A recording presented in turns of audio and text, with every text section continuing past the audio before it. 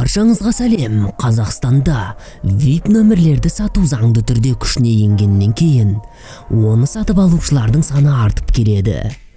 Көлік нөмірінің крутой болуы иесінің атақ-даңқын, дәрежесін айғақтап тұратын бір белгі іспетті. Шын мәнісінде олай емес. Әйтсе де, кей көліктер мен олардың нөмірін көргеннен ақ, иесі жайлы көптің көкейінде бір дөкей-ау деген ой туады. Осыдан келіп, біреулер артық шығын шығарса да, арнайы бір келгіс саннан не өзі қалаған әріптерден тұратын серияны жоғарырақ бағаға сатып алғысы келіп тұрады. Таңқаларлығы, әлемде атақ құмарлығы шегіне жеткен бай бағландардың көлігін VIP нөмірі темір тұлпарының құнынан кем түспейді екен. Сенбесеңіз, ең қымбат нөмірлер тізіміне көз салыңыз.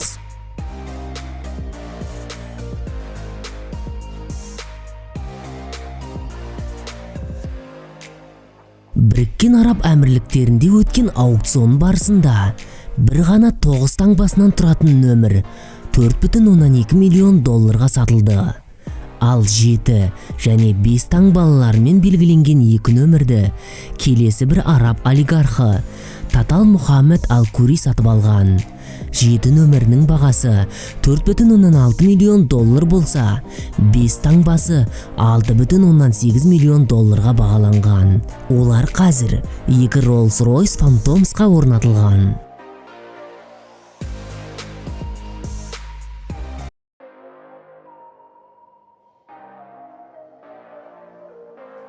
Бір ғана, бір санынан тұратын көлік нөмірі бүгінде әлемдегі ең қымбат белгі болып тұр. 2008 жылы Абу-Дабилық миллиардер Саид Абдул-Гапар Хуридің меншігінде пайда болды. Сол кездегі құны $14 миллион құраған. Мұсылмандар үшін бұл сан ерекше, өйткені ол бір Аллаға деген сенімді ерекше көрсетеді. Қазір эксклюзивті нөмір Pagani Huayra гиперкарын безендіреді.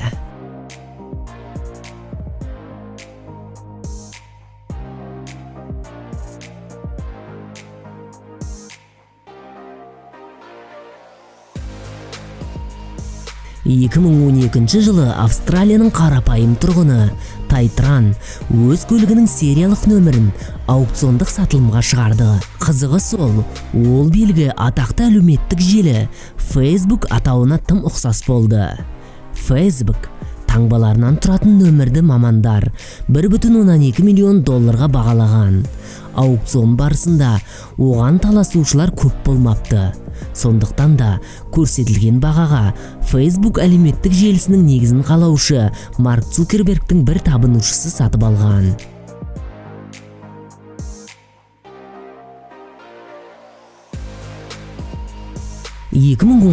жылы аты аңызға айналған музыкант Эрик Клэптон Ferrari автоконцернінен 25O белгісін сатып алды.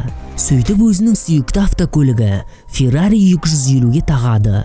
Бұл белгі несімен ерекше дерсіз бәлкім. Музыкант үшін 25O белгісінің құндылығы автокөліктің 250 деген сериясымен сәйкес келетіндігінде ғана екен.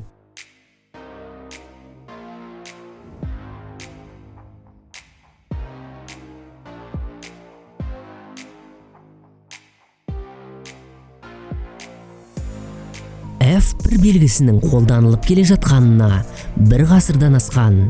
Бүгінгі иесі британдық тюнинг ательесінің негізін қалаушы Афсал Хан. Ол белгіні 2008 жылы Essex крафтығы муниципалитетінің 440 мың фунт стерлингке, шамамен $250 миллион жуық сатып алған екен.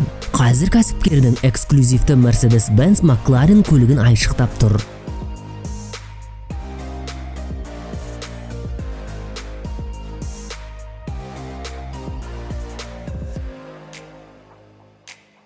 Бұл нөмір бастапқыда Рим папасы Иоанн Павел II-ның меншігінде болған екен.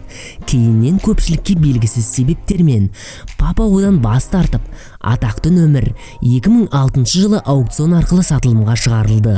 Көптеген үміткерлердің ішінен ресейлік олигарх Роман Абрамовичтің бағы жанып, біраз күш салу және $500 миллион жұмсаудың нәтижесінде VIP1 белгісін өзіне меншіктепті. Білетіндер, орыс бағланының бұл нөмірді әлі күнге белсенді қолданатынын, көбіне Rolls-Royce Convertible атты көлігіне тағатынын айтады.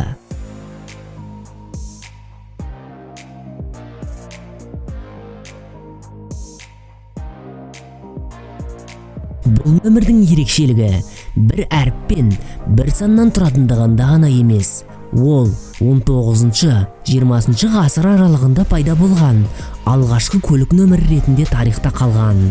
Жақын уақытқа дейін М1 белгісі Англиядағы Таттон саябағында экспонат ретінде тұрған эксклюзивті Mercedes-Benz 1900 ретро көлігінде тағулы болған. Тек 2006 жылы ғана оны әлемдегі ең бай кәсіпкерлердің бірі Майк Маккуб сатып алады. Құны 332 мың фунт стерлингке тең болды. Шамамен 180 миллион теңгеден астам.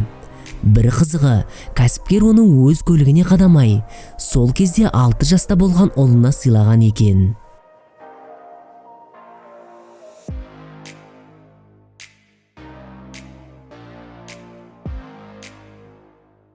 S1 белгісі шотландтықтарға жақсы таныс, себебі ол Лорд Кингсбургтың нөмірі болыпты.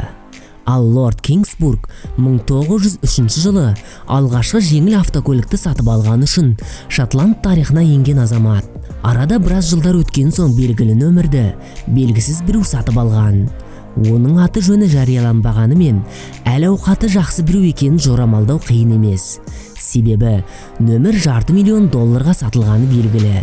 Кейіннен шотландтықтар осы белгі тағылған эксклюзивті қызыл Шкода көлігін Эдинбург көшелерінен бірде екілі рет байқап қалыпты. Ал видео қызықты әрі пайдалы болса, лайк басып, достарыңызбен бөлісуді ұмытпаңыздар. Ал жаңа видеоларымызды жіберіп алмас үшін қоңыраушаны басып қойыңыз.